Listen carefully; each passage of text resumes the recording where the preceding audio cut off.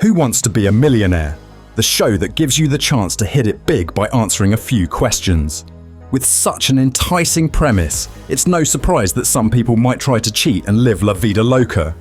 However, sitting in front of hundreds in a live audience with thousands more watching from their televisions makes this feat exceptionally difficult. One man, however, fancied himself a genius and decided to try and outsmart the producers of Who Wants to Be a Millionaire. Charles Ingram, a former British Army major, arrived on the set of Who Wants to Be a Millionaire on September 9th, 2001. Initially, his performance was notably underwhelming as he struggled to answer most of the questions posed to him. 4. I really haven't got a Scoobies. I wasn't there, so... Should have been. Never heard of it. It's the right answer. You got £4,000. Through sheer luck and the use of 2 of his lifelines, he somehow managed to legitimately squirm his way into winning £4,000. After winning £4,000, he returned the following night with a scheme to cheat the game, enlisting the help of his wife and a former contestant, Tequan Whittock. Their rather simple plan involved Charles reading aloud all the answer choices, with Tequan or his wife coughing to signal the correct one. I would have thought that it would be Aristotle Onassis. Why? So I'll just rethink this one for a moment. Okay.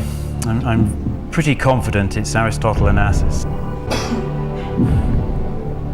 It's up to you. I can't help you, Charles. It's your lifeline gone, but it's worth £32,000. A big old drop to get. A1 or Craig David.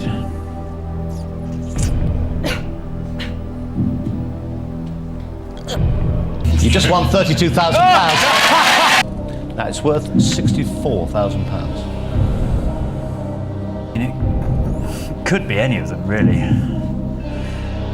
But I think it's cricket. But I'm not sure. But the reason I think it's cricket is because I'm sure I've seen a print, but I don't know any connection with polo. So I think if I had to guess, and I can, I think I'd take cricket. Oh God. No, it's not fair on everyone else. I'll go for cricket. Just won £64,000. Using this method, Charles successfully advanced to the £1 million question. By then, however, the producers had caught on to the trio's tactics and were closely monitoring their behaviour. I'm not sure. However. Charles, you haven't been sure since question number 2.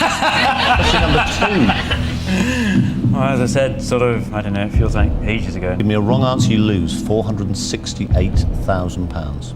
You plunge back to 32,000. It is worth £1 million.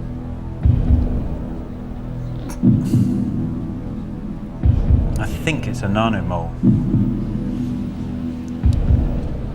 But it could be a gigabit.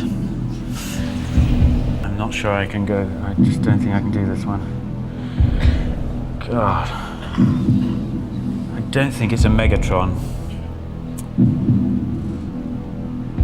And I have to say, I don't think I've heard of a Google.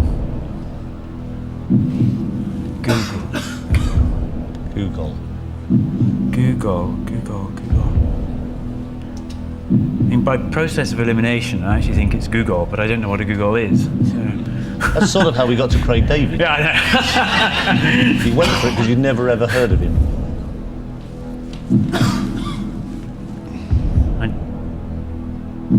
£500,000. You no longer have that. You just won £1 million! After a thorough investigation and a 4-week trial, Ingram, his wife and Whittock were convicted by a majority verdict on 7th of April 2003. The Ingrams were sentenced to 18 months in prison, while Whittock received a 12-month sentence. All 3 were fined £15,000 each and ordered to pay £10,000 toward prosecution costs. Within 2 months of the verdict, the trial judge ordered the Ingrams to pay additional defence costs, bringing their total repayment to £115,000. On 19th of August 2003, the Army Board ordered Ingram to resign his commission as a major after 16 years of service. The Charles Ingram fraud scandal serves as a clear reminder that crime rarely pays.